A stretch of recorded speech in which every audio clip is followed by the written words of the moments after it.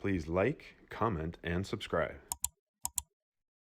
How do you nurture? Understand that everything you do will nurture something. You are not the starting point of anything. You're part of a chain reaction that never ends. Whatever you do, there were billions of points and events before what you did. And there will be billions of points coming after it.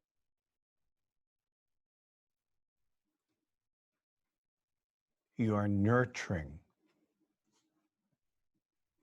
manifestations. You're nurturing others. You can't choose not to nurture. You can only choose what to nurture and how to nurture.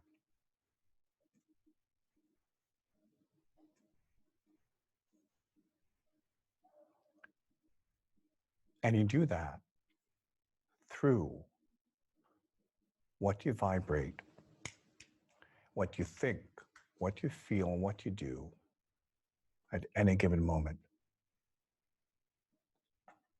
That's how you receive energy and how you transform it. It will affect others. So what are you nurturing in other people?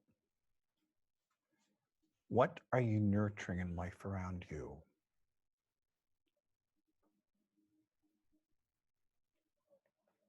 And are you aware? Everything you do, every thought, every emotion acts as a fertilizer. And the energy you give out can only nurture that specific type of energy in others.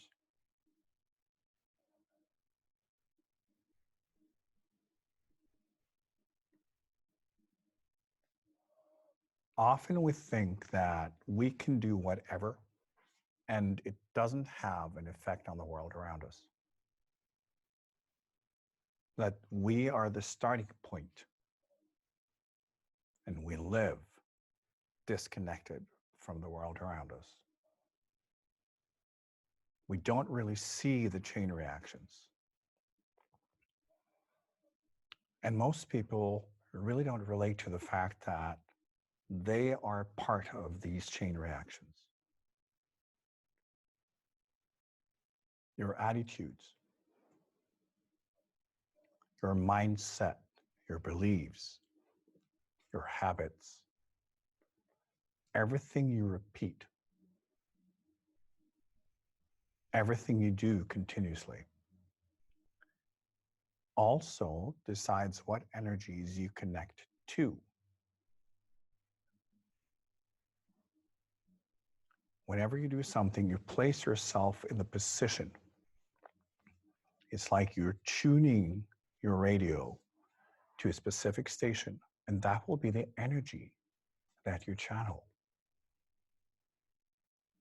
So what you do by positioning yourself in life is moving into different positions where you activate different types of energy. And that will flow through you. That will influence you. It will influence who you are. It will nurture your own process, your own growth in a certain direction. And then that energy will be sent out into the world.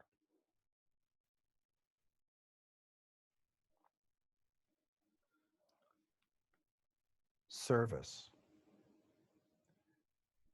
is more than anything being aware of how you nurture, and that you live in an intention of nurturing anything and everything around you, so that whatever it is can reach its maximum potential. You can't do that unless you're channeling nurturing energy. If you have negative thoughts, negative attitudes towards yourself, how are you positioning yourself? What are you channeling? You cannot be in a stream of negative thoughts and then think that, oh, I can do something good for the world. You're channeling in an energy that can only be used to produce more self-negativity. That is what you will be nurturing in others. You don't even have to say or do anything, because that's the energy that you're channeling. That's what you're nurturing. Other people will absorb that energy and you will reinforce their self-negativity.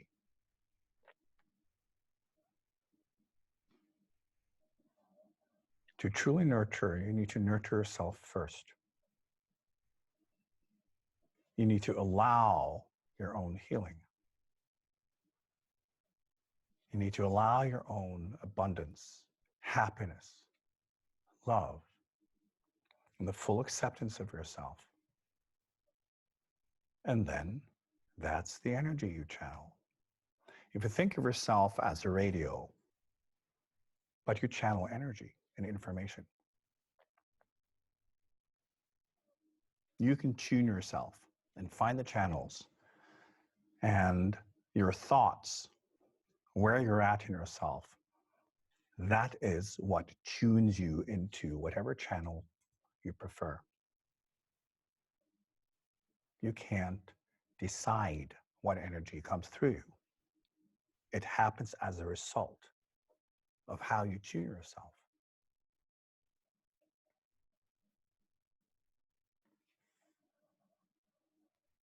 I often talk about how important it is in service to include yourself. And this is why. If you don't include yourself, if you don't have the intention of healing and love towards yourself, you can't have it towards the world. Then it will just be an idea, a thought, but it will not carry energy. You are only nurturing in life what you're nurturing in yourself, without exception, because that's your light. That's your channel. And if you're listening to self-negativity, that's the channel. And that's what will be coming out of the radio.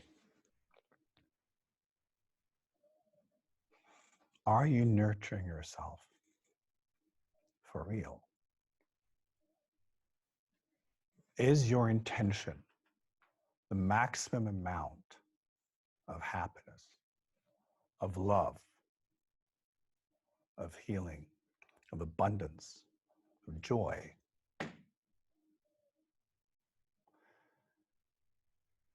Humans have a surprising ability to produce self-negativity. Most thoughts humans create circle around self-negativity. And the reason for that is to be found in evolution. To survive in groups. As a human, you would need the approval of others, because survival depended on everyone doing what they're supposed to do. And if you didn't do your job, you would have been pushed out because there would be no use for you. So we learned to try to adjust, try to listen to, not only seeking validation, but also to be self-critical so that we might be picking up on other people's attitude before it became critical. So that any negativity, any experiences that other people had with you that could build up to you being pushed out, you would be able to deal with before it really happened. So we became extremely critical about ourselves, and the people who did develop that self-negativity, they obviously did a better job at then being accepted.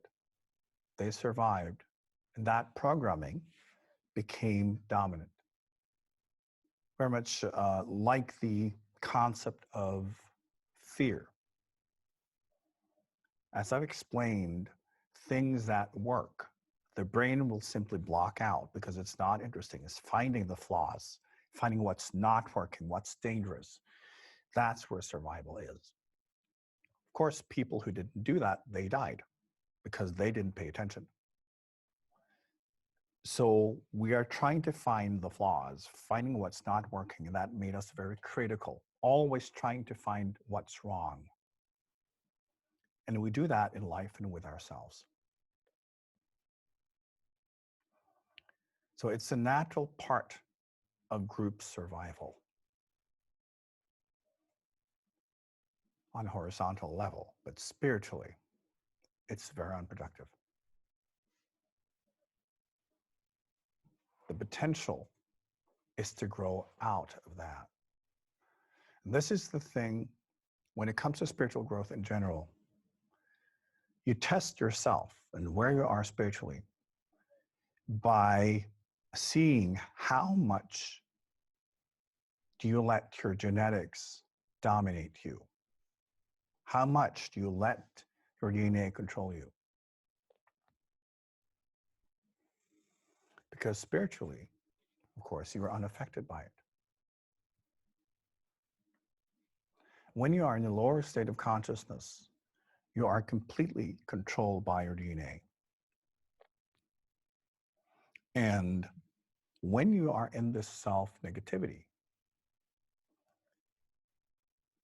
in that part of you, you're completely dominated by your DNA. You're in the horizontal consciousness. When you're overly critical, it's the same. It's all about survival of the body. As I've explained, waking up spiritually is the discussion between the spiritual consciousness, which is the vertical presence, and the horizontal, which is the biological one. And we can learn to kind of like track and trace where are we in that dialogue. It also determines what you channel, and therefore how you nurture. Being in service means always understanding the larger context. Always understanding how, whatever it is you do, what you think, what you feel, how that affects the world around you. And you will also make your choices based on how it affects the world around you, because your intention will be to promote healing and love and growth and prosperity and everything else. That will be your intention. And the question is, how often are you aware of this? How often do you consciously decide to be the nurturer?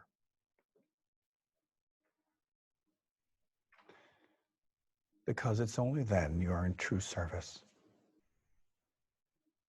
And understanding again that to be able to nurture, all you can do is position yourself so that you can channel the nurturing energy, and you can't fake it.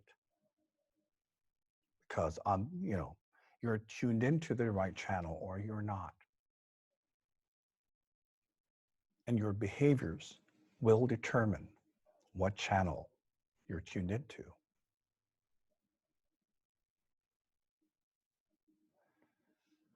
To nurture is very concrete. It's like a mother nurturing her baby in her womb, and then later breastfeeding her child. It's giving of yourself through yourself.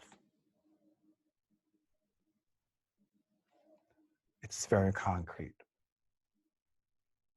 And you will find that any individual with any type of spiritual consciousness will give a lot of him or herself, because that's also how you nurture. You can't fake it. What are you nurturing in others? Just try to reflect on this as I speak. And when you look at what you are nurturing in others, is it how you want to nurture others?